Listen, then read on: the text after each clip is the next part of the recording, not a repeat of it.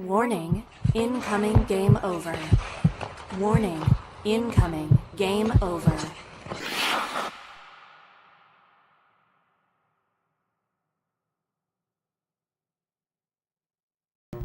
Warning, incoming game over. Warning, incoming game over.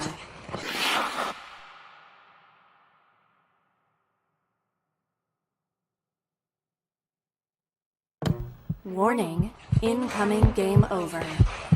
Warning, incoming game over.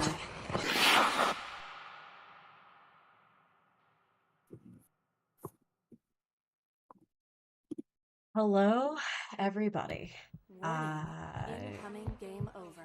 that was Warning, a game. incoming game. Um, I actually, you'll notice that it took us a little bit longer than I would usually like to for us to start the stream. And this time it wasn't because of technical difficulties, it was because I needed to take a deep breath. Um, that was that type of game. And before I even start to introduce our lovely guest, I am going to just let everybody know I can't be held accountable for what I say today because I am not not doing well. So hello, Stephen. This is our lovely guest. As per the jersey, I'm sure you can see that I did not get a Habs guest, but that's fine. Stephen's nice to us usually. How are you feeling, Stephen?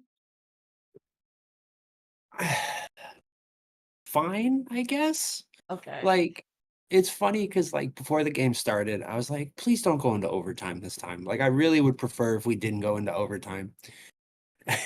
And then the game ended and it didn't go into overtime. And it was the exact opposite of last game where I was like, I Yeah. want us to lose and I don't want the overtime point. Yeah. Yeah. And we lost and we did get the overtime point. And this time I'm like, well, I would at least like if Montreal got it. Because like again, Yeah. like I think I said this last time, because of you, because of Jared and Scott, Laura from Locked On Habs, like there are Mhm. people online that like I've developed an affinity for the Habs for. So like I want you guys to make the run. I want you guys to be able to get into the playoffs and all that stuff, stay out of the lottery, things like that. Yeah. But it was very funny that like I was glad that we won in a sense for very dumb reasons. Yeah. Um, those reasons being Cameron Brink was at the game, and don't embarrass me in front of Cameron Brink. Like, But please it don't was very embarrass funny me. that please just don't do that to me. That's not nice. But yeah, so like it was a weird game. I thought as far as like the way the play went, like I didn't think anybody looked good or great, Yeah. you know. I But think it was two bad teams playing, and one team just was less bad. Um, I was really happy with the first period, but I've realized I can no longer trust this team. Um, that sounds so definitive, but it really like it. There was a time at the beginning of the season where this team was not capable of coming back. Like they'd go down, and I was like, okay, well that's it. I believe they were one of the last teams in the league to win while having trailed. You know what I mean? Like mhm, even past the Sharks, like the Sharks did it first. Um, which is no, rough. Uh, that's that's but bad. now I'm like, I don't really want them to score first anymore. Like they got better at coming back, and I was like, okay, that's great. And now I feel like this team is too immature to play with a lead now. Um, which sucks and feels so overdramatic, but like it just is. And it just feels like that.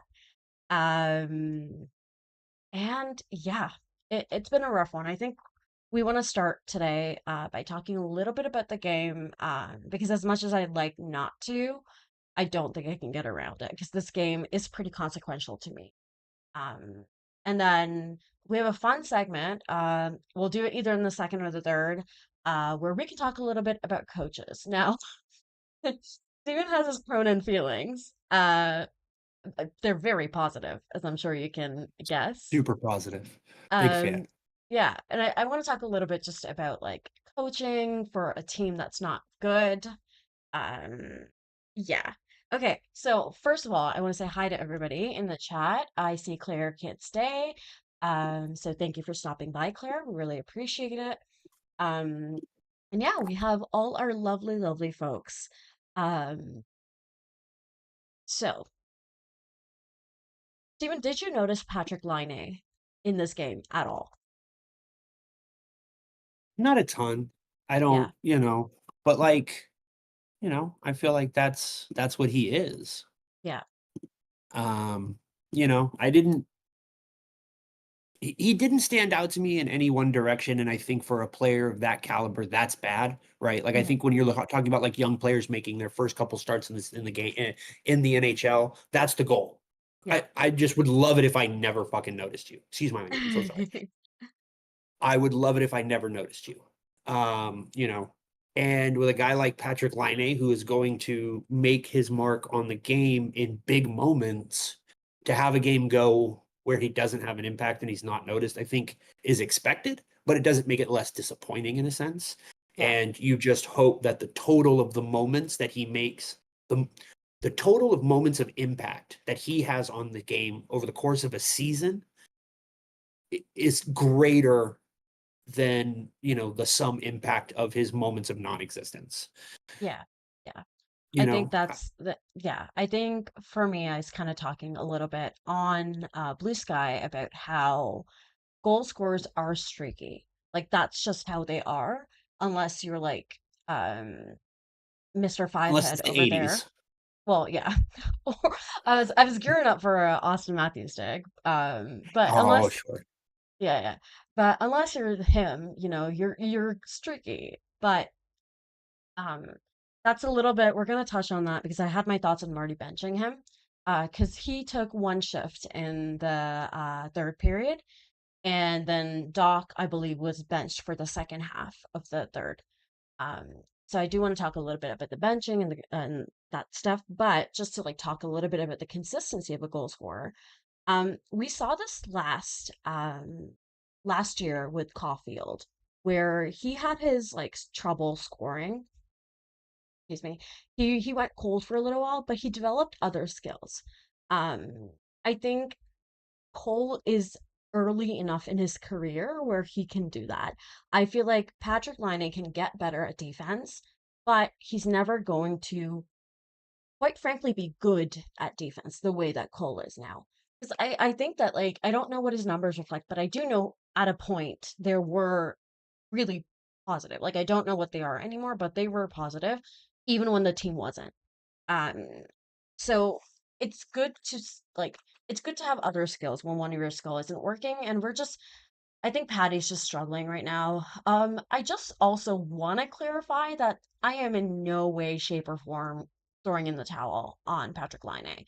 First of all, he is way too talented for that. You cannot just walk away from a player like that. Uh, and second of all, there is like the injury factor. There is the factor that he was out with the flu and like conditioning, I'm sure it was an issue. I think the entire team being bad adds to that. So I think with Patrik Laine, you kind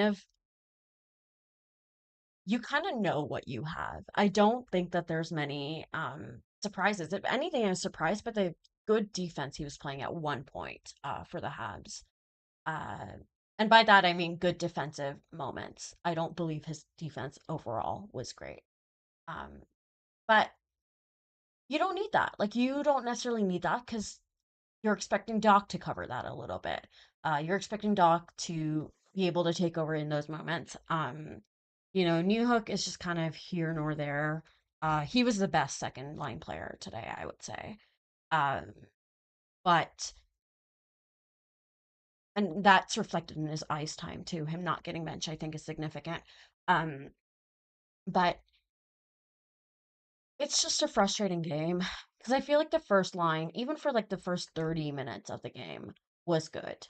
And then just kind of followed the where the second line had been. Um, I think I talked about this on Blue Sky again. I was really, really frustrated by the fact that like I don't I don't want to dog on anyone's effort because I don't think that like, for example, I would ever say that Nick Suzuki isn't working hard. But there was some time where I was looking on the ice and I was like, the fourth line is communicating better than the top six is right now. Like they're on the ice talking to each other, getting it together. And like it's not like they don't have the first line has great chemistry. They've played a lot. Um, but maybe I'm being a little too harsh. Maybe I'm being a little too easy on them. Um, we've had the first line's been doing so much better, Steven. Like they've, from what you saw, the first Ducks game to now, Slav especially has improved so much. At this Mm. point, I don't know what I expect of this line. So what did you see? From the second line? First line. First line. From the first line, I think you saw what you hoped to see, which is Nick Suzuki being involved in the play pretty much the entire time he's on the ice.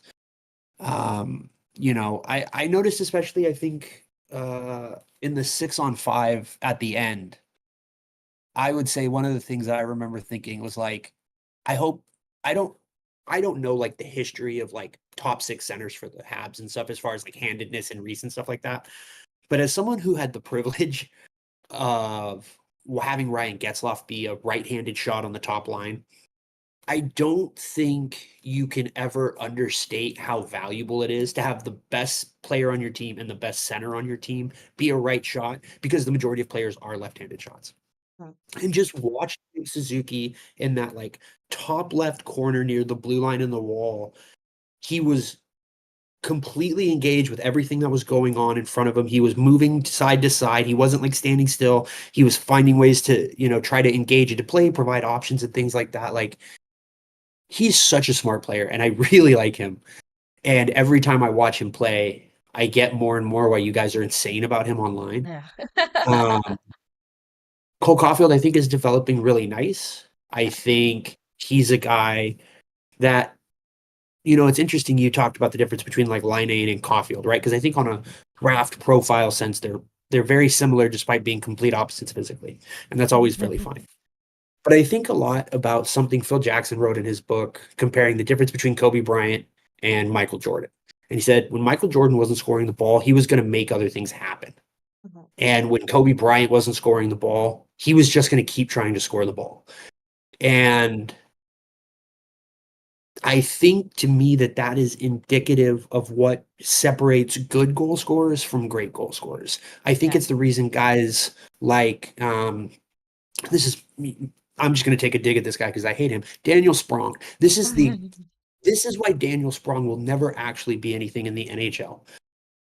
He refuses to try to do the other stuff on the ice. You can either be the best goal scorer in the league every single year, or you Yeah. need to develop new tricks because you have to find a way to make an impact on the game when you're not scoring. Again, great shooters shoot 12%, 13%. Most players don't get more than 4 or 5. Like 4 shots a Yeah. game is high. You know what I mean? Like Yeah. Yeah. the opportunity isn't there. So you have to do things to make yourself more valuable. Cole Caulfield has developed in a way that I think he is more engaged. I think part of that is going to college. I think that helps a lot. Because I don't think you can quite be that undeveloped in college. I think it's similar to some of the players you see come out of like junior hockey in Canada, Yeah. Yeah. is they've kind of forced themselves to have a little bit more to their game. But like I think with Patrik Laine, it's like he's big, he's got so much potential physically, and he's just kind of made the decision that he's just like, what if I am only the best power play weapon in the league? And then every now and then I do something really stupid, insane at 5-on-5, and everyone goes, yeah, that's why he was drafted second overall. He's so Yeah. dope. Yeah. And You like make it worth it. that's fine. Yeah. Yeah, and like, I think to get into kind of something you want to talk about a little bit later, and I'm sorry to sneak into that a No, little no, bit, but it's like totally fine. this is the part where Dak and Newhook not being more than they are is a problem. Because you can have a line A if you have somebody else to drive the line consistently at 5v5. They don't have that right now. So it's kind of like, let's really hope that these guys can generate opportunities for line A and line A can finish them. Otherwise, we're going to lose these minutes. Yeah. And Yeah. and I again, it's hard to have a lot of high end talent. Like I get that. maybe that's one of those things you fix with like Lane Hutson, and you're just like, anytime Laine is over the board, Lane Hutson's over the board. Yeah, They yeah. play together because that gives us someone to actually drive the play in a way that's going to generate opportunities for Laine to be impactful. Yeah. I don't know how you go about it, but like, this is the part where not having a legitimate number 2 center hurts your team. And I think when you look at this game from a big picture standing, like, they came out, they dominated the first period. Anaheim looked like they didn't belong on the ice. Hmm. Then they took their foot off the gas in the middle, and Anaheim able to catch up. And then the third period just kind of happened. Like, I don't think Yeah. anybody looked great. There were a couple of I would moments agree where with players that. looked fine, but like, I don't think Anaheim won the third period. Mhm. You know what I mean? It was just, okay, 20 minutes of hockey, fine. Yeah, And yeah. so, And the goal went in when it went in. Like, I think yeah, that's just exactly. Like, it yeah, went off a stick. Like, it's just one of those things, right? yeah. It wasn't like a total breakdown in coverage. Like, yes, there is something to like the defense collapsing instead of pressing, but ultimately, Dobes, right, was in net tonight. No, it was Montreal. Oh, it was Montreal because they were talking about Team Canada the whole time. I wanted it to be Dobes because I like the new kid. Yeah. But yeah, right, Montreal. I'm so sorry because they were talking about Logan Thompson tonight. The Ducks broadcast is terrible, by the way. Don't watch it. You Really? never watch it. It's so bad. They're such morons. I love them, but they're awful. We need to get rid of both of them so bad. Deeply unserious But people. like, it was so sadly. But like, Montreal was in position. The puck went off of Carrier's stick, and the goal goes in the back of the net. That shit happens. It's hockey. It's stupid. Yeah, yeah. It just is what it is. And I think the reason you want that secondary play driver on a separate line is because the first line is going to go up and down.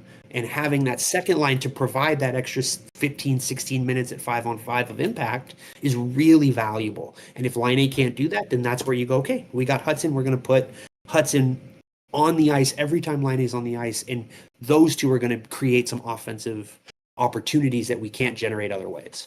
And maybe that works. I don't know. Yeah, I think like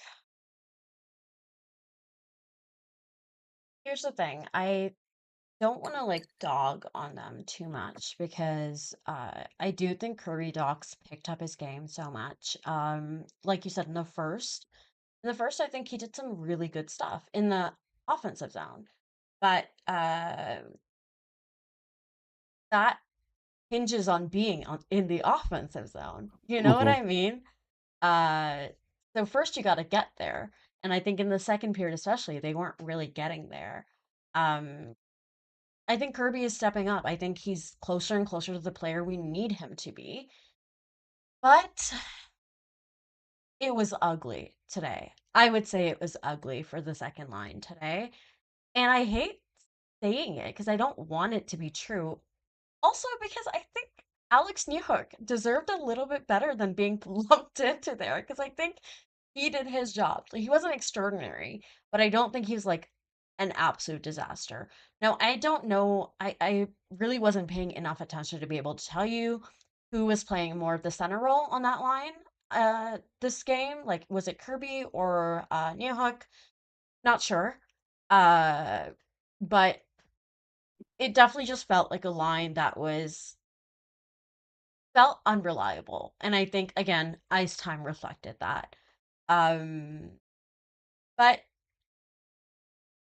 as far as like this game goes, like no offense, but it's the No, no, Ducks. no. It's the Right, Ducks, 100%. right? Like they should be better than this. This is a team that's supposed to be in the playoff. Like at this point, they're supposed to be in the fight for the wild card spot. And they're not at all. Or that's an exaggeration, but they don't look like a team who can do that at the very least. You know what I mean? Like they're This just is this is exactly the game where you have to make the point that yeah, you deserve your standings. yeah, You can't, as a team that's, yes, surprisingly for a lot of people not in Montreal, don't yell at me. You guys are making a push for it in a way that a lot of people didn't expect. And with mhm, that now comes okay, are you for real? yeah, Right? Because that was the whole question for Washington this season, right? Last season they made this terrible thing into the playoffs. They had a negative goal differential, yada yada yada. This season they're like, no, wait, we're going to be for real. And they're like, oh, okay, cool. Montreal is doing that in season. They're making this unexpected push, and everybody's looking at them and going, well, the East kind of sucks. They've got a shot. yeah, So let's see them prove it. And then they come out tonight and they lose to Anaheim in regulation. Yeah. That's proving it. You have to prove it. These are the Yeah. games we suck. We are terrible. You have to beat us. We are, Yeah. by all statistics outside of points, we are one of the three worst teams in the league. Really? Yeah, we're awful. Oh yeah. We are so bad. We have the best goaltending tandem in hockey. Man, oh my God. It's insane. Oh, They're both top 7 in goals saved above Social expected. is Don't talk to me so about anything else. good. I don't want to hear any other tandem. They are the best tandem in hockey. And they have kept this team in games for points and won this team games, my apologies, that they didn't deserve. Yeah. And that has created an opportunity where in the standings, they're technically like, you look at them and you're like, oh no, you guys suck. Like, you're Yeah. really bad. So, Yeah. like, okay, if you're Montreal, you have to win this game. You Yeah. have to win this game. Yeah. And So they're I gearing apologize for up to cutting you off, play. but No, no, I don't mind at all. Uh, because they're playing the Sharks, I believe, back to back, I want to say. Uh, but they're no, no, sorry. They're playing the Sharks and then they're playing the Kings, and it's gonna be like 2 10 p.m. Eastern games. So yeah, with it's two what, back-to-backs for you guys. yeah, with what they showed, it doesn't. I wouldn't. Let's just say I wouldn't blame people for not wanting to stay up for that one. I will be because I'm a sicko, but Sure. but I don't blame people for not wanting to stay up for that. But I think there's like something they've done this really cruel thing where we really just they've given us hope and now they're like, actually, remember the Habs of October? What if we did that again? And all of us are like, please don't. And they're like, what if we did actually? Now there are other things going on in this team. I do think they've been hit by some bad luck, including the car that hit Emil Heineman because the fourth line I just don't I don't I think a lot of and I expected this, but I think a lot of people didn't expect how much. Oh wow. I'm gonna throw up. No. I don't think people expected how much a fourth line not performing as well as it was before would affect the outcome of this game or this team.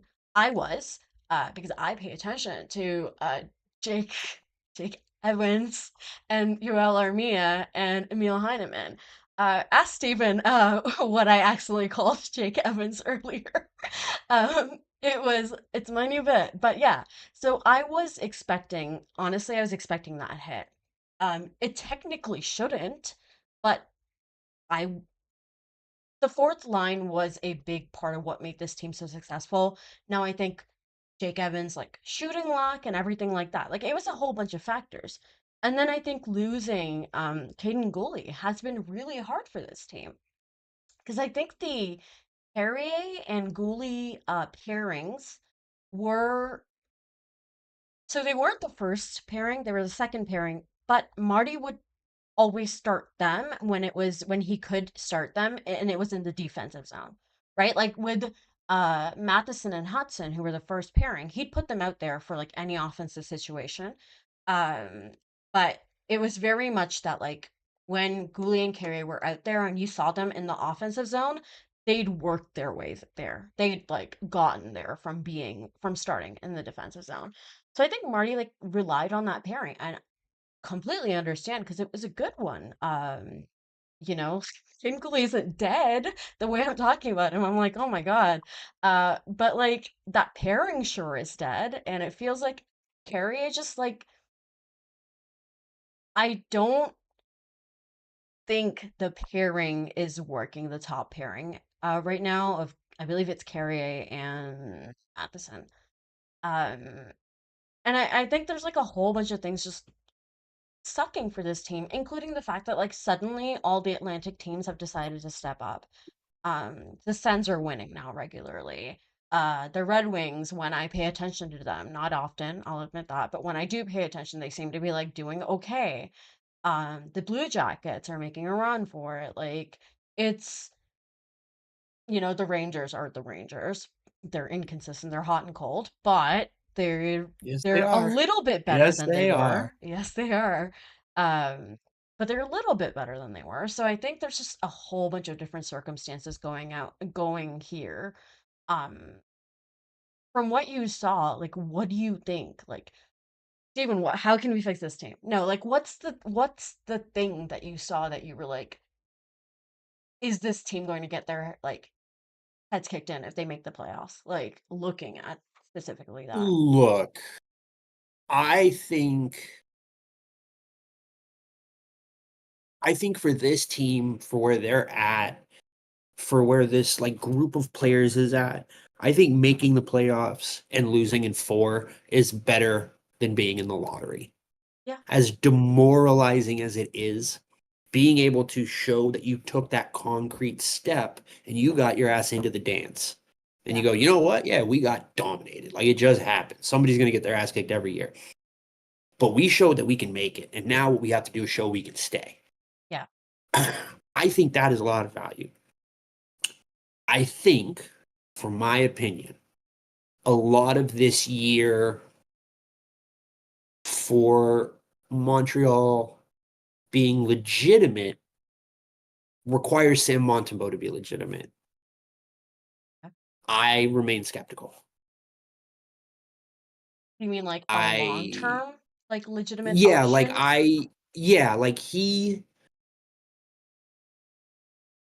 you can't again, I'm not trying to be a jerk about this, but like you can't not have a second line and not have a starting goalie. Hmm. If they're both kind of good or pretty okay, you're in a Yeah. lot of trouble. Yeah. I like the conceptual construct of Laine, Dach, and Newhook, especially when you think about what those players are projected to be. And you know this from your second family out west. Newhook has a lot of promise as a player. Yes. Um, he's a player who kind of perfectly fits that third role on a line of just like he's just going to shuttle it up and down. He's going to make smart plays. He's going to be able to break it out of his own end and get the transition moving, all that stuff. Like he has a lot of value, especially on a line with Laine. That is where you need Kirby Dach to be somebody. And if he's not, you're kind of in a bad spot. Sam Montembeault looks like he can have very big games. Hmm. He doesn't look to me like a top 7 or 8 goaltender. Yeah. And if he's not, that's okay. He doesn't have to be. A lot of teams win without 7 and 8. You know what I mean? Mhm. But it's just like you're gonna need somebody to pop, and maybe it's Hutson, right? Yeah. I really don't mean to go for the cheap heat here, but like maybe it really is Hutson. Maybe he really is that dude, and Mhm. he's able to completely change the way that this team operates at 5-on-5 and on the power play, and just provides this violent dynamism, right? Mhm. In terms of explosive scoring and offense. And if it's that, that's great. But that means this year's you just hope you get in Yeah. because he's not ready yet. And it's not his fault. I'm not knocking him. No, of He's a course. rookie. He ain't ready. Like he's not No. ready. This year Yeah. should be getting him to play as many games as possible, play as many 20-minute games as possible. You know, don't take him off the ice on the power play, all that crazy shit. Just make sure that he goes because if he's real, and it looks like he might be, you've got a real chance at I almost like papering over some of the other issues you have on this roster, and Mhm. then you supplement the roster as a whole. And now what you're doing is you're not trying to find that next big piece. You're Yeah. trying to fill in all the little gaps, and that's a Yeah. much different way to build a roster and to and acquire players. And I think it's a good spot, but I don't think this team is much more than getting swept in the first round this year. That's fair. I think that like I think this team is maybe not depending on might be the wrong word, but I think they're counting on maybe they're expecting Demidov and Hudson to be the Right. be the real thing, like the thing that the Yeah. Canes were missing for a long time, for example. Like the Canes are like much better team. Trust me, I'm not I didn't comparing say it. them. I'm not comparing them, but what I'm trying to say is something that the Canes have done over and over again is they don't have that guy. Um, I've, now they have written in, which is, yeah, they have written in. You can't say Who they don't. they don't have. It's not that they don't have written in. They have written in, and he is capable of being that guy. You need that guy, and I think between Demidov and Hudson. you will eventually have that guy. But you know what? I'm actually interested in, you sound a little bit more hesitant on Hudson than a lot of people are.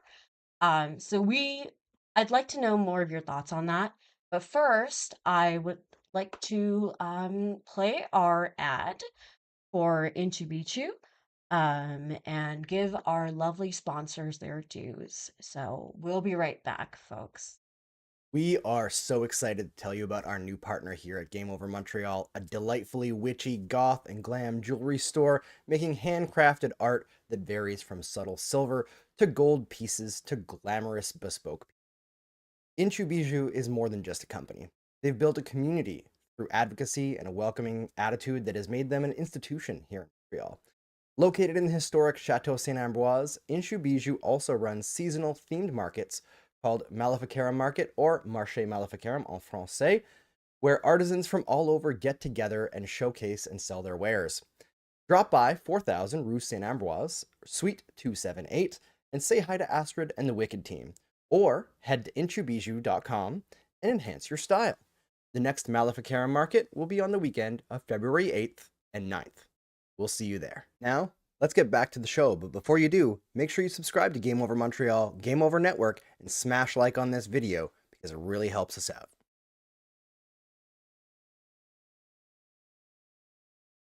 So you have fun. Hell yeah. Okay, we are back. That was Andrew. You know what, guys? Andrew, every time Andrew's hosting this show, they lose. The Habs lose. Um, so I'm starting to think even the ad packages of Andrew might be causing some sort of, bad luck here. So I don't know, guys. We got to experiment a little bit.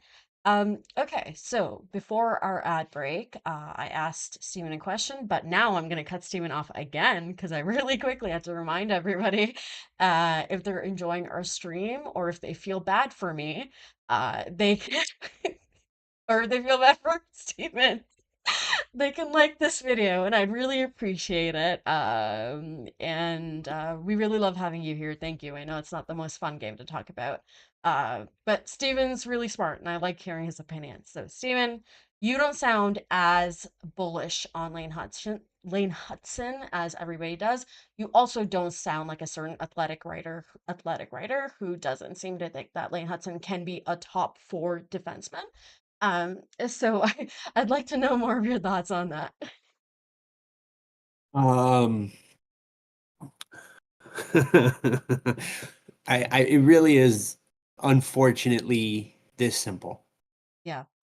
My man is listed at 5'9", which means he's 5'7". Yeah. And respect, love, admiration. It's really, really hard to be an impactful player Mhm, at that height, at that position. mhm. Jared Spurgeon has quietly been one of the best defensemen in the National Hockey League his whole career. And nobody ever talks about it because he's not offensively super gifted and nothing he does ever looks great unless you're watching every night and you're just like, oh, stick check. Oh, stick check. Oh, box out. Oh, stick check. Oh, rebound. Oh, look at that breakout. Oh, yeah. Hey, he's really good. Hey, he just did that for 30 minutes. That's all he did with 30 minutes was make great plays. It's Yeah. crazy. But if you don't, you know what I mean? Like if you don't follow the team, if you're only watching them a couple of times a year, it's hard to see that kind of stuff. Mhm. Lane Hutson has dynamism on his side, and I think it's special watching him skate. He's very aggressive. He plays on his toes. He wants to make plays. Like he's the kind of dude that if he wasn't good enough to be in the league, he would break 3 sticks a game because he would be calling for it so hard in a rec game.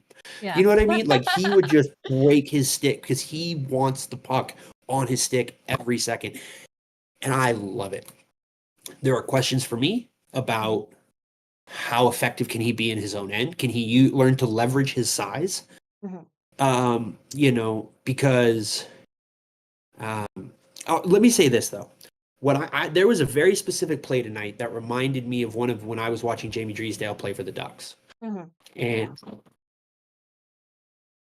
I'll stall for him, guys. He's being It's nice to fine. Hudson. Just don't be mean to Uh, Steven, okay? no, it's Okay, you're fine. back. Go for it. You're back. No, Yeah, I'm don't be sorry. mean to my friend. Come It's fine. on. He got beat on the outside by Leo Carlson. I think it Mhm. was in the Oh, second that was period. a He just sick straight up play got by beat. Carlson. And then he recovered and poked his stick out and broke the play up. And now they ended up scoring later, but he broke that specific play up. He got straight up beat. He recovered and he leveraged his skating to get to a position to break up the play, force Leo to go behind the net, allow for other people to get into the zone and start to construct their defense. That is the kind of stuff that you really want to see.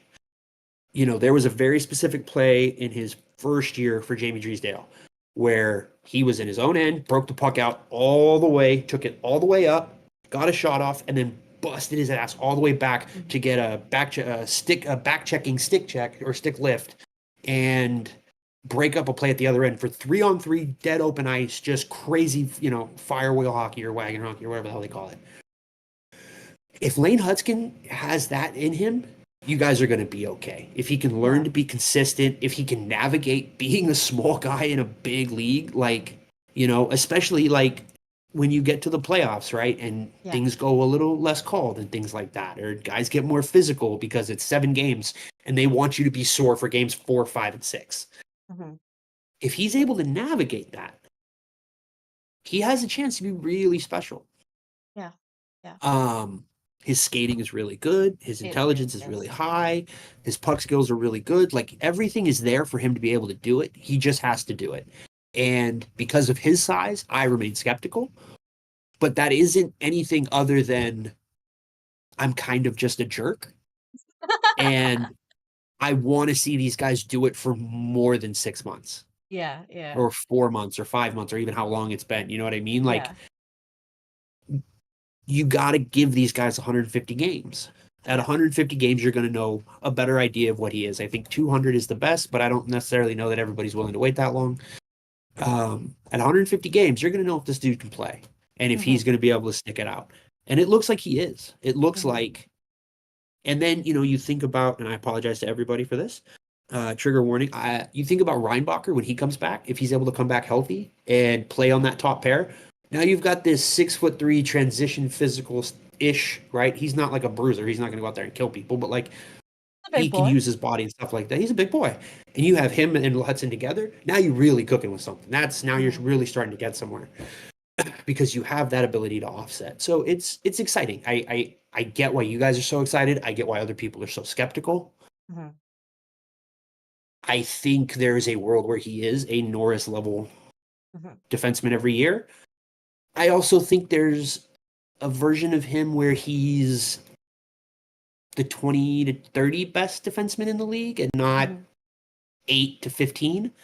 And that's still really good. That's, still a starter on every team in the league. So it's just, what do we think he can be? Yeah, I think one of the things that's been really encouraging about the physicality aspect, which Chad says, I think Lane can be physical enough considering he almost killed Fabry at the end there. So one of Please the be nice things, to Robbie Fabry. he's a guy. He is certainly a guy. He's a guy. Yeah. Yeah. Yeah. He's The man's actually, I got the know, yeah, I know about him and his existence because he's a friend of one of my favorite emotional support bottom 6 players. So that's how I know about him. Who? Nope, wrong guy. As I was talking, I was like, it's Fabro. I'm talking to Dr. Fabro. He was on the Sharks, okay? Good, close enough. I don't know where he is anymore. Anyways, half remembered things here. But one of the things that's been really encouraging, I would say, about Hutson is uh that he's been I really thought he'd be caught a lot more with hits. I really thought that he'd get crunched a lot more because you see guys honestly Slav, but that's a little different because he came from the European rink kind of size, so it's a little different. But Hudson played in college. You would I was anticipating a lot more of holding my breath moments of being like, oh God, did that guy get hurt? but I think there's been a lot of elusiveness from him, which is really, really good to see. It's not even that like, oh, he gets hit and penalties don't get called, or oh, he gets hit and penalties get called, and so people don't hit him, you know? Like I think legitimately he's been very good at avoiding that stuff, which is really good to see. Now, as far as the defensive stuff goes, Habs fans will deny it, but you're right. Like I mean, I think any reasonable even Habs fan can admit that like there's more he can do there defensively. Um, I think that like I think that maybe it seems a little worse than it is because of the nature of the pairing he was playing with. Which Mike Matheson is a very one side or the other player, which I thought Mike Matheson had a good game by his like I thought it was a good game. He's Mike Matheson, He's and he Mike was Mike Matheson. Matheson tonight. And you know what? Yes, Mike Matheson. it was the good version of Mike Matheson tonight. I think I'll say that. My friend over at Locked On Canadians, Ian Bover, has him and Laura have started this new scale where they grade on Magic Mike to Tragic Mike. Love And this. That's I very think we're fun. closer from middle to Magic Mike. You know, we're somewhere in there. Um, so yeah, I thought he was fine.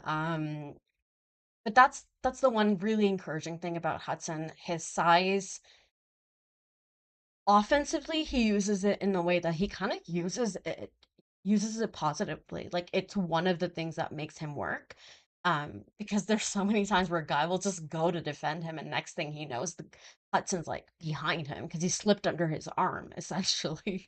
You know what I Right. mean? Like Right. he makes it work. It's a lot of ducking under the legs of the giant kind of a stuff. Yeah, Exactly. 100%. Um, so I'm I'm I'm happy about that. Like that's something that gives me hope. That's a good sign. Of course, like we really need Hudson to be the first version that you're suggesting, like a top defenseman. Yeah. Because I think every team, every successful team now needs an offensive defenseman who can do that kind of thing, that stuff. Uh, I I'm just of the opinion that that's just you can't just have defense only guys anymore. No. Um, and I mean, like I watch the Avs, so I'm used to seeing a certain kind of defenseman.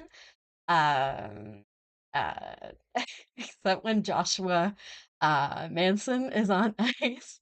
Stu's a big Josh fan, which like I honestly, love him. same. He's Like like one of my absolute favorite players to come into the league in the last few years. Like I guess like dozen years at this point yeah, because he's been around for a minute. But like I love that dude, man. He yeah. plays hockey the right way. But no, but here's the thing, right? You talked about him leveraging his size offensively, um, in a productive way, right? You can do the same thing in your own zone. Mhm. If you get one of these big front of the net guys, right? Like let's say Tom Wilson, just because he's that kind of a guy, right? You know how hard it is to keep track of him? Because if you're Lane Hutson, you're fronting. You're Yeah. sitting on his hip or you're fronting, and you're just not letting anything get to him. And Tom Wilson's going to try to beat the shit out of you, and he's going to try to get back in front of you where you can't see anything because you have to look through Tom Wilson. But he's like 4.5 feet tall, and he can just spin, and he's back in the front again.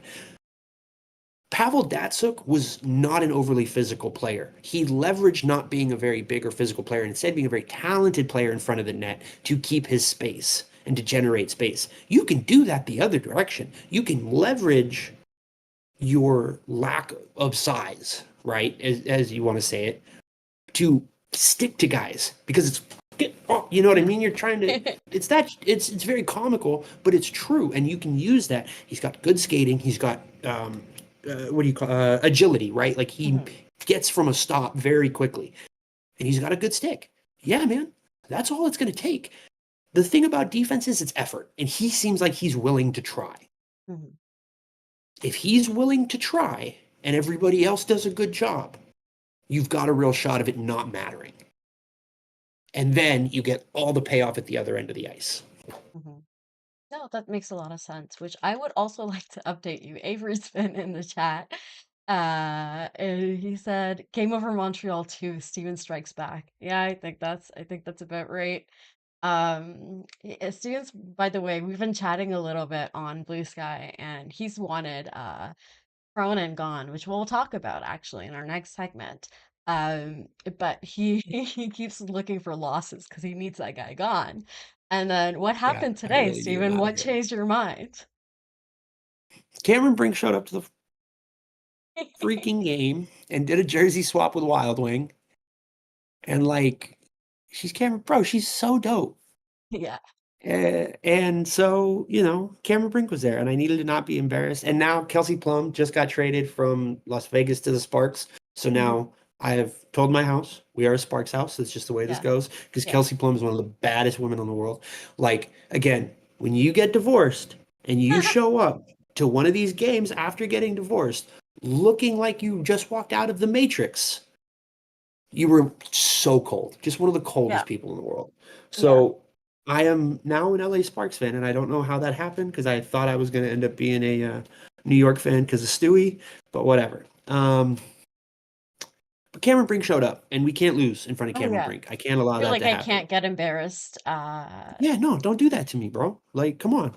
It's 82 of these. We're going to lose 50 of them. Let's win at this one. We'll steal this one. But I was rooting for you guys before I saw that picture. I didn't see that picture Honestly, fair until though. like halfway through the game. And then Yeah. I was like, oh, damn, I'm sorry, man. We can't. Yeah. Sorry, At that guys. point, they tied it. Like I think it's a Yeah. fair shift. So we are going to talk a little bit about Cronin and Marty and what makes a good coach for a team that's not so good, maybe. Um, and we will be right back. Looking to make awesome memories Oh with your no, we will friends? not be Take right some back. promotional Oh, pictures we'll or be right videos back. for your business? Check out Le Saint Motel in Montreal's Sud-Ouest borough. It's an amazing selfie studio located in Montreal's historic Chateau Saint-Ambroise, right next to Inchoo Bijoux. It boasts 12 plus unique decors for you to enjoy and make memories with. Hop into their iconic heart-shaped ball pit or transport yourself back in time to Expo 67. Le Saint Motel can also come to you with mobile decor setups available to rent for events, including setup and takedown, or you can head to lesaintmotel.com right now for more details, or to check out their amazing decors that are always being updated. Now, let's get back to the show, but before you do, make sure you subscribe to Game Over Montreal, Game Over Network, and smash like on this video because it really helps us out.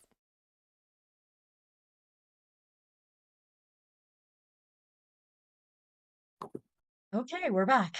Took a second to unmute us because I'm not going to be embarrassed like that again, guys. Uh, Wait, do you have a bad unmuting story? no, I don't, thankfully. But when I was watching this, so fun, as everybody knows, I've been I was a fan of Game Over before I became a host. And this is actually one of those jobs where I could be like, I've been a fan of this. Like when I came to the interview, I could actually like I was like, you guys saw me in there. Come on, there's no doubt about this. But yeah, so Mark is really bad at that. Mark will always like Oh, he has the habit, and I just when I was in the chat, I was like, I could remember to do that. Like I obviously wasn't like judging him, but I was like, I could probably remember to do that. And then now I see, like from the back end of OBS, I'm like, oh, I see why it's so easy to forget. the um, podcast that I do, my friend yeah, Eddie started as a post game show that I yeah, joined, and then once I got there, I ruined everything, and we changed to the style of the show. But one time when we were doing a post game show, I had to blow my nose, yeah. and so I went to mute it, blow my nose, and then unmute. Uh-huh. What I did was I didn't mute it. I just turned off the video. So my screen went black. Everyone heard me blow my nose, and then my screen went unblack. And it was basically the next 10 minutes of everybody just making fun of me, and it became a whole thing. So like I 100% get how when you're Yeah, trying to do everything quickly, you yeah. can hit the wrong button or not hit a button at all. So it was very, very bad. That was I about as love that. embarrassing as I've ever been. My biggest fear, honestly, is saying something like unmuted that I would Oh, like rather when you not start say. talking about your true feelings about Leon Draisaitl? Uh-huh. Um, okay, I'm sorry. I'm so sorry. I'm sorry. That no, was mean. while You've been we're very off nice to me topic, tonight. no. Let's talk again a little bit about this. So I only caught like a little bit of the segment, but in TSN during one of the intermission in in the TSN intermission segment, there was a moment where they were like, I don't even know what they were talking about. There was this thing that like they did about like, and one of the guys was talking about Leon Draisaitl, and Avery says Steven's instigating. He is, and he's got me now. He got my ass.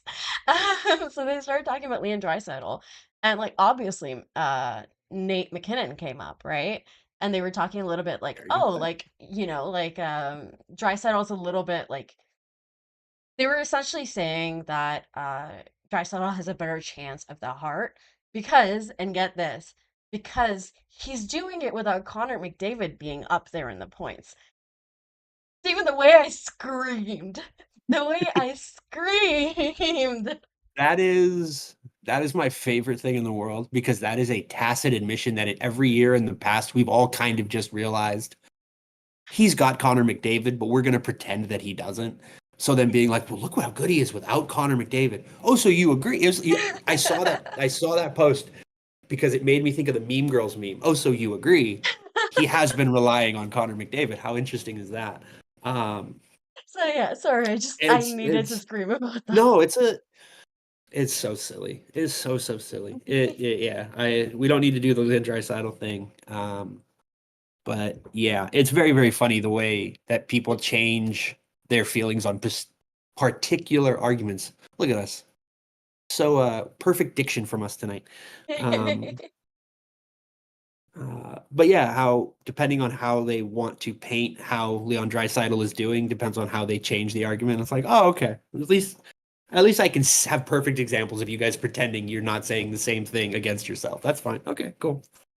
So, anyways, coaching, that thing that we all do. Coaching, yes. Um, Yeah. So I think Habs fans as a whole are happy with Marty. And you as a whole, I don't really follow a lot of Ducks fans, so I can't tell what they say. But I know you specifically as a person, and apparently the entirety of the Anaheim Ducks fan base to me are not happy with Cronin. And both of them are working with teams that aren't very good. So, what bad? hmm? What's bad about Cronin? So the thing that Cronin has a problem with is stepping outside of his ideas. Mhm. And okay, first let me give you a very easy example of why I hate this man. Troy Terry is out from this game tonight with an illness. So Yeah. Troy Terry's sick, take him off. Now, it's important to note that basically, based on production, I believe based on ice time, and based on the way that it gets talked about by fans, by the media, by the coaching staff, the Ducks' first line isn't the one with Leo Carlsson, and it isn't the one with Meg McTavish. It's Frank Petrano, Ryan Strome, and Troy Terry. When the Ducks had their little bullshit hot streak, that line was on fire, and they Sorry, were just a playing second. really Just a well. second. I'm gonna cut you off. Mason McTavish, you are my enemy. I don't know why. I don't know why I find him What did he do so. tonight? I don't know. I don't know. Okay, I fair enough. I just he looks too old. Uh, he looks too old, and that's my complaint with him. I got nothing, Steven. He I'm does just no, but being a he's got one of bitch. those faces because like his hair is really curly, his face is really round, and like what do you The call it? scruff, His like this, the Amish yeah, like almost beard. it's crappy. Like it's it looks like mangy. Like I love Mace, I really do. I'm putting him in all the trades for all the good players, but I really do like him a lot. No, no, I But he do has like like a very him. classic like Hobbit face. Like Oh he my just looks God, like a halfling. that's so true. Here's Because what I'll I say. believe on, yeah. I was gonna say if you put him and Cole Caulfield in basically lederhosen and just stood them out there and you were like, look at these halflings, you would go like, oh yeah, those are two hobbits. They have the same round face. They are clearly hobbit cousins. And then you would be like, oh wait, one of them is so much taller than the other. And it would be And very it's funny. funny. That's like a really good image. Just imagine them side by side. Um, So I believe on Bluesky I called him a not sexy werewolf. And I stand by that. Yeah, I'm very curious. We don't need to get into this. Okay, Anyways, yes, Cronin. You were um, talking about how the de so facto Troy, first line. the first line, Troy Terry's out. So what do? Do you break those two guys up? Do you try to spread out the scoring? Do you bring somebody up and put them on that line and say, you know what, the other two guys played together twice. They've got good chemistry. Blah blah blah blah. By twice, I mean two different places. They also played together on the Rangers when we signed them both in free agency. His solution was to take Cutter Gauthier and put him on the fourth line with Jansen Harkins and Ross Johnston. You will not find a bigger Ross Johnston fan than me, other than maybe Lou Lamoriello. I Yeah. love Ross Johnston. Cutter doesn't need to be on that line. Cutter needs to No. be up. The moment Terry comes out, he goes up. You move shooting and talent up the lineup. He sent it down. Bro, what are we doing? We're way overthinking this. This is just so ridiculous. Yeah. He has so that's a very practical example of why I need this guy gone now. But the bigger picture issue, and to get into the conversation you wanted to have, there's really something to be said for coaches need to have a style, they need to have an approach and a belief system. And then they need to be able to take that, give it to those players, get those players to buy in and get everybody moving in the same direction. You also need to have some flexibility on the back end. You need to be willing to give and go with these guys and figure out where they're at and how they can contribute to this structure. That is going to be the key for whoever is in charge of Patrik Laine. Patrik Laine's decided, I only play from the red line to the blue line. That's it. Nothing else. Or goal line to blue line. That's it. I play there. Figure the rest of it out. And that's cool. If you're going to get the most out of him, you got to buy into that and get it going. Mm-hmm. So he doesn't do that. He just makes all these dudes play the exact style of hockey that he wants with no regards for their style, no regards for their skill sets, no regards for their development. And he does it in a way that is just so brutal. And like these guys are getting worn down. Yeah. Again, it was rumored that guys went into season-ending meetings last year and told Pat Verbeek, dude, this guy sucks. He's ruining hockey for me. Yeah. This, it feels very similar to why Ryan O'Reilly ran as fast as humanly possible away from Buffalo, where he was like, I can't do this. Nobody here has any idea what they're doing. Nobody wants to win. This sucks. I need to go play somewhere else. And so it's, he can't change his system at all to get these guys to be better. It's you're either doing what I'm asking or you're not. And that's just not interesting. And that's not productive, right? Yeah. He's been very obsessed with making Trevor Zegras a 200-foot player. Okay, sure. Fair enough. You got to play defense to win in this league, yada, yada, yada. But he's also refused to play Trevor Zegras at center. Now, Trevor Zegras has said multiple times, I like playing center. I grew up playing center. I feel the most comfortable at center. Now, here's my thing about that. I don't care. Yeah. You're going to play where it makes the most sense to get the most out of you and the rest of the players. And if I need you to play on the wing, I need you to work with me on that. If I can get you into a center based on this, that, or the other, I'm going to try it. And but I need you to play wing right now. So that's your job as the coach, is to tell dudes, this is what you're doing. Yeah. The problem is, if you're going to take away all the thing a guy is good at, all the things that he likes to do, and just take that all away from him, and then also play him in a position he doesn't want to be in, what is the benefit? He's not getting to do the things he likes to do the things he wants to do the things he can do, and he's not doing it in a position he's comfortable from. So if you're going to be a jerk about it, if you're going to make him try to turn into Patrice Bergeron for some stupid reason, put him in the middle. Yeah. If you're going to play him on the wing, take the reins off. Let this guy be that creative, destructive offensive talent that we saw play for 2 years in this league, that we saw before you showed up, frankly. Once you showed up, injuries happened. His defense has improved. I don't think that should be ignored. He has played better defensively, and part of it has absolutely been him trying to figure out what to do with Greg Cronin. Yeah. But he's lost all the other stuff because he is so in his head about, I have to do this kind of stuff or I'm not going to get to play. And so, to me, you asked, what makes a coach a good coach for a rebuilding team, for a struggling team, for a bottom team? make the guys want to come to work every day. Mm. That's my thing, right? And I think there's different ways to do that. You can be a vibes guy. You can be a taskmaster. You can be, a wizard, like a whiteboard genius. You know what I mean, right? If you want it to be your scheme, make it your scheme, but you got to give these guys something. Okay, well, if you're not going to be like a X and O scheme guy, or not like an offensive scheme guy, you're going to be a structure and responsibility guy. All right, but you got to take the reins off a little bit. You got to let these dudes run, right? It's like thoroughbreds. You got to let them run. And if you're going to be a vibes guy, then you got to hold these guys accountable, and you got to make sure that everybody's pulling in the right direction, and you're not losing control of the locker room. Because the thing with vibes guys is you can lose the locker room because guys feel like there's no accountability, right? Mm-hmm. That's kind of been some of the rumors about why Bruce Boudreau at the end of his tenure places has struggled, is because there was a lack of accountability amongst older players. Yeah. You just got to make these guys want to play for you every night. These guys want to play hockey. You don't get this far in life without wanting to play hockey. Mm-hmm. And obviously there's exceptions to every rule. Guys are like, I just got really good at it when I was 13, so I just decided to never look back. I actually hate it. Okay, fine, whatever, I don't care. You made this choice a long time ago. You're going to be here every day. Yeah. So that's the thing for me. Like, make it so these guys don't hate waking up in the morning. Or if they do, make sure they know you hate it as much, but you don't hate them. You can't do that. You can't hate the situation and hate the team. Yeah. You can either hate the situation or hate the team. And if you hate the team, you're John Tortorella. So good luck. John Tortorella has a lot of positives. He's got a lot of negatives. He is a fascinating coach to me. But John Tortorella shows up, and he's John Tortorella. I want to study every day. him. I want to put him in a lab. He's fascinating. And He's so fascinating.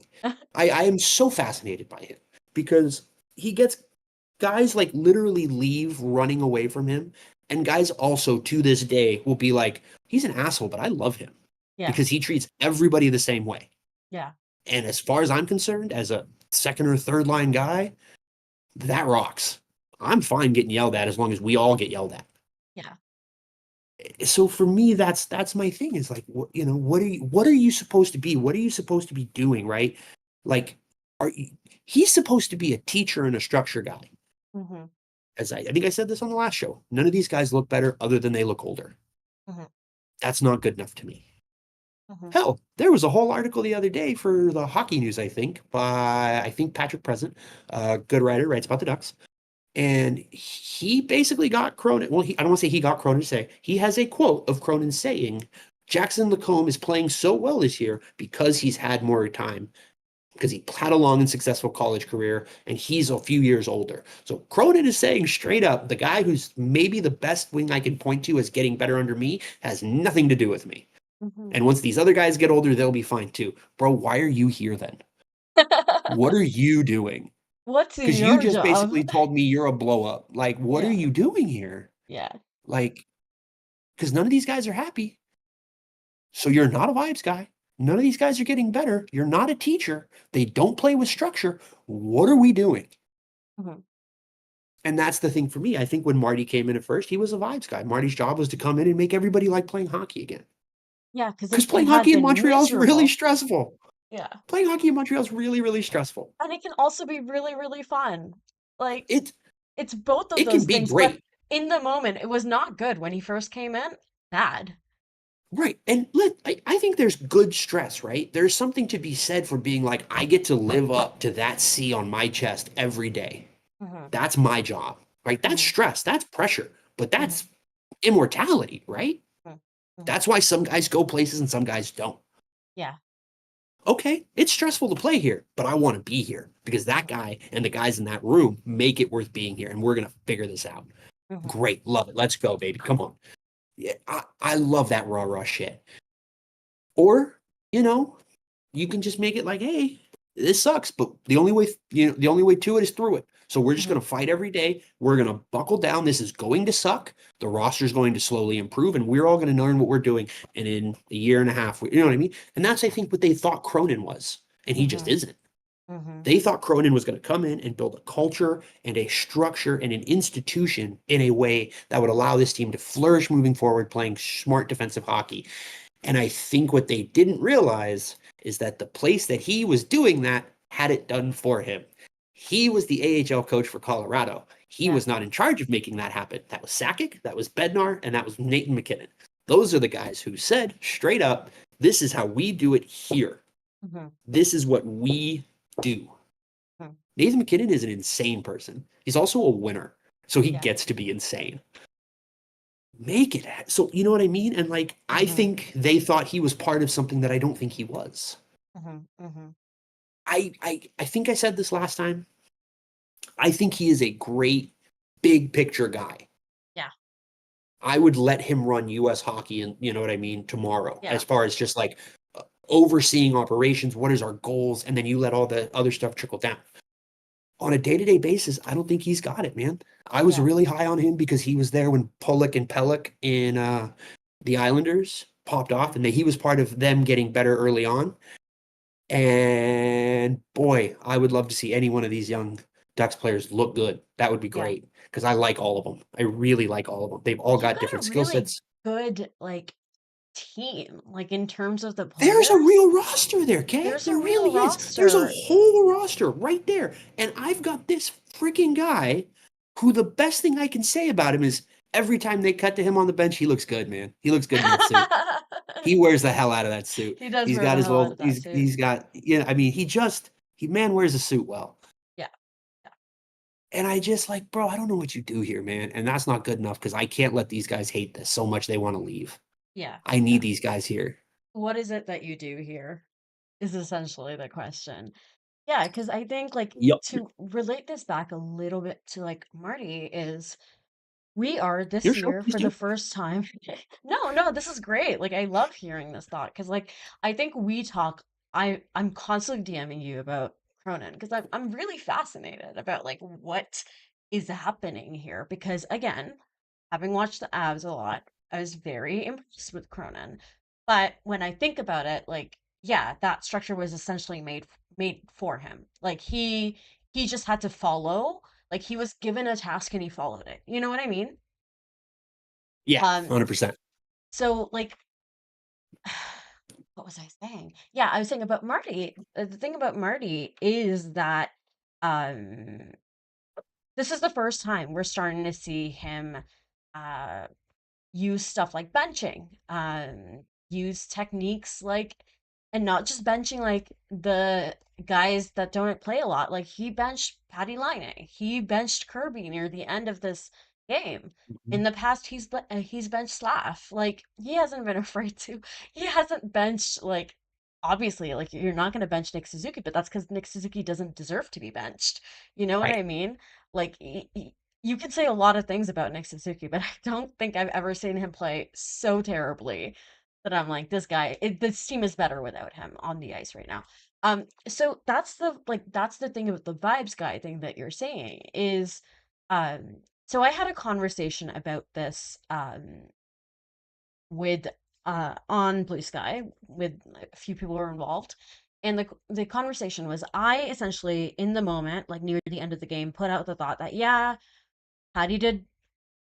Patty caused that goal against one of the goals against, can't remember which, wasn't playing well, etc., etc. But he is a goal scorer, and we needed a goal. And my argument was it doesn't matter if you lose 5-2 or if like as long as we win, right? Like 4-2, 5-2 doesn't matter. I don't care if like Patty being on ice means that there's a goal against. And I think that somebody else's argument with that was we aren't deep enough to bench people. Like we don't have that there's just aren't enough players to be able to like you need to roll your four lines, which again relates back to what I was saying about like this team getting it done by committee, right? Like you can't there's no one guy who can go out and do it. Like yeah, you have players who can, score a clutch goal. But like it's not no guy's gonna take over and just win a game. So like that was a fascinating conversation I had, but thinking of it from the other point of view that you're talking about, like the vibes guy thing, um, I think you're like this is a great way of seeing it. It's him holding a guy accountable. It's not like yeah, he cares for the team and he's letting them like they have fun and everything, but also he's not just letting anybody kind of get away with really bad play, especially because he seems to understand that like right now they need to win. Um, so I was going to talk about this a little bit, but I think we're running out of time, so I'm not going to. If anybody's got any questions, any quick ones, we'll do one or two. I'm running late and I haven't eaten, so I'm gonna eat. Which by the way, Ducks for Cup 2029 said Cronin has to go, putting Gauthier? Cutter Coach, yeah, yeah, Gauthier yeah. on the fourth At least line that's is how I just said so it. dumb. Yeah. And like I completely agree because when I saw he was on the fourth line, I was like, if he's been that bad, I'm sure I would have heard Flyers fans like say something about it. So he can't have been that bad. And then Oh, I sure. looked at the stats and I was like, yeah, he's not like that far. Like he's around Carlson's like numbers. So I didn't quite understand why he was down there. And then I remember that Greg Coden is not He's very a good at that. terrorist. He's a hockey terrorist. He's a coaching terrorist who is out to destroy my life, to take the most interesting group of players that this franchise has had in 15 years and make sure that they all ask to leave tomorrow. He is a monster. Like I just can't. What do you think But about yes, the Tigres to Colorado rumors? what are you sending back? You ain't got anything. I mean, yeah, fair. That's But like, what do you think that. about the concept of him on a team like that? Like, how do you think he'd fare? I Because think he'd be honestly, great. my first impression was somebody on in that locker room is going to kill him. And we all know who that somebody would be. Uh, Correct. Sam but Gerard, young yes, bully. of course, the Tornado. But then I was like, but like he can like he's not a child. He's young, sure, but he's got the talent, and like I'm sure he's smart enough to understand what an opportunity that is. So like I'm like I'm of two minds about it. Like I'm not. It's never gonna happen because they don't have anything to give back that like the Ducks are gonna want unless Greg Cronin's suddenly in front of like and making trades. I'm sure that Jared Bednar could Yeah. talk him into something like that. Hey, give me a solid. Come on. That's how Joshua ends up back on the Ducks. I mean, you can Um, have him. I love him. God don't bless. start. Don't do God that. bless. But, he's a. No, I think like to your point, the thing about we're not deep enough to bench him, then you're not deep enough to compete. Exactly. That's it. It's that simple. You either are deep enough to bench guys and hold them accountable, or you're not deep enough to compete. And if you're not deep enough to compete, start selling now. Yeah. Because what is the point? Yeah. And But I don't think that's right. I don't think that's fair. And I think you got to hold those guys accountable. Because if you can only hold them accountable until you need them, then you're not actually holding them accountable. yeah. So what's the point? Yeah. Yeah. No, you're right. I think you're completely right about that. I think at that point, like it was just I don't think Marty had any hope of getting anything out of either of those players by then. Um, so he just said like, fuck it, like so you're back. Uh, so I'm not seeing any questions in the chat, so I think we're going to be done pretty soon. But one thing really quickly that I do want to just say is I'm seeing a lot of people kind of give other people shit. Like I'm seeing Habs fans give other Habs fans shit about like being like, we're not going to make the playoffs. And they're like, oh, you're dooming, you're like being super negative. I think that when the East is as tight as it is at that wild card spot, at those wild cards spot, both of them are up for grabs, really. Um, you can't afford to keep losing like this. You just can't. Like this, we have like what we're 5 points behind the Lightning, and we have a game in hand. Like it's not going to I don't think it's doomery. I think that like there's a very good chance with the people that this team has lost and God bless Emil Heineman. He might be back after the Four Nations, but I'm not sure it'll be enough by then. Um so yeah, first of all, I think we should all let other people feel the way they want to feel about this team. I think it's fair as long as you're not being like an absolute like terrible person about it. Yeah, don't be a monster. Don't be a monster, but you can feel like this team is struggling because they are. Um, Yeah. So yeah, that's kind of my thoughts on it. I do think that they lose one more game. I do genuinely think there's not a chance that I think their playoffs are goodbye because of the fact that it's so tight. Because it's so tight. Okay. So Sorry, everybody. My daughter's coming over to say hi. She no, just got home. very cute. Very Hi, cute. baby. Yeah, it's my hat. Thank you, babies. Sorry. So no, it's totally fine.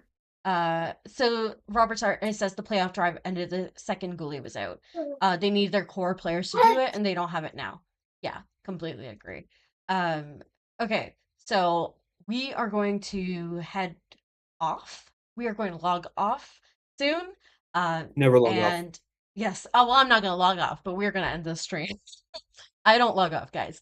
Never log And off. you can see me not being logged off on my social media accounts, which are in the description box. You can see Stephen being a little bit more logged off because he does have a life. You know, you did hear his daughter just then, so he does have a life. But you know, he is when he's online, he's posting I'm bangers. online. Yeah, when he's I online, am he's online and he's online. posting bangers. Stephen, do you want to let people know where they can find you and your Yeah. various stuffs? So I am part of the Forever Mighty podcast. We cover the Anaheim Ducks, as you may have guessed, with my co-host Edward Jones, who lives in your wonderful, beautiful country. And yeah, so we are Forever Mighty podcast. I think we are the Forever Mighty on Bluesky, just at that. And then I believe one of my buddies poked his head in here, Chad, and he does the Anaheim Calling social stuff for us. I mean, it's basically just him at this point, but I love this guy to death, and I absolutely think he needs the bumps. So follow Anaheim Calling. If you are still on X, the Everything app, he is on there at Anaheim Calling. And if you have made the migration over to Bluesky, or you are on both, Anaheim Calling there, Forever Mighty there. I am on Bluesky as the Hockey Boomer. My picture, I don't know what my picture is It's a right now. weird Oh, it's alien. me and, oh no, it's me as a toddler in snorkel gear and a diaper. It's Oh, very okay. It's not a funny. weird alien then. I need to zoom No, in well, on I mean, that it was a picture. weird alien. It was me as a baby. So yeah. I think every baby is But a little weird. I have proof of that right now. But yeah, so that's where I am. The pod is obviously Ducks related, but especially over the summer, we try to do dumb and silly stuff and stuff that's more big picture than not. And so, check that out. Usually we're on YouTube. Most of the time we're on YouTube, so that's where you can see some of the dumb stuff. So, but yeah, thank you for having me. I love doing this with you guys. Of course. Steven's a great guest. I love having him on, and every single time I keep him longer than I mean to because we have lovely discussions. So yeah, again, gonna beg for a like. If you feel bad for me, please like the video. Uh, if you feel bad for the Habs, no, don't worry about that. No, I know some of you are really mad at them, so don't do anything about that one. Yeah, and we will be here after the next game. I am streaming. It'll be a late stream, but I don't sleep, so we're good. And thank you, everybody. Really appreciate you stopping by, and goodbye.